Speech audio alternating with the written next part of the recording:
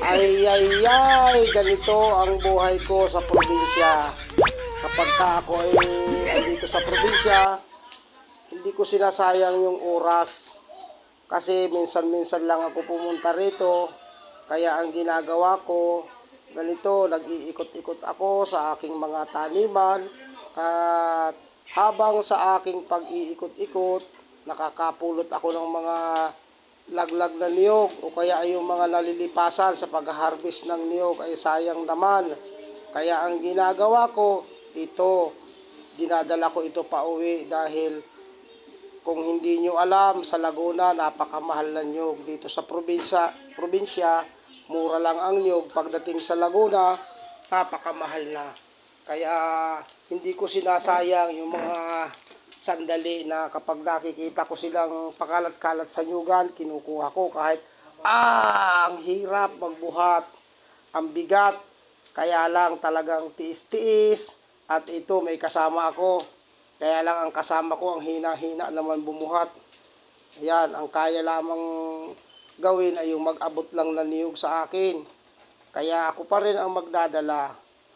Ayan, lakad-lakad, palusong. Medyo madulas ang daan dahil kakatapos lang ng ulan. Kaya aayusin ko muna itong aking pasan-pasan dahil medyo hindi balanse ang bigat. Ayan, lakad na tayo pababa. Yung isang kasama ko, hirap na hirap pagbubuhat lang ng papaya.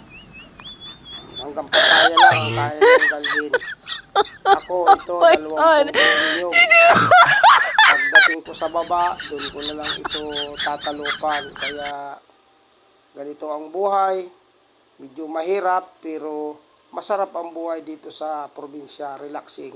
Ito nga pala yung aking mga taniman ng lansunis at saka yung abukado.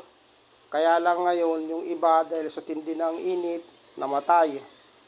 Kaya siguro sa mga susunod na araw ay papalitan ko na lang uli yung mga namatay na punong lansunis.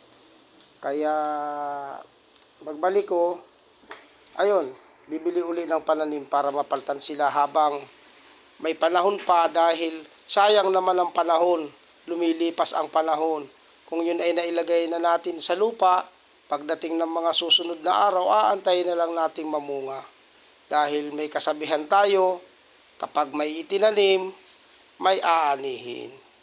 Mahirap naman yung ani lang tayo ng ani na hindi naman tayo marunong magtanim. Yan, malawak.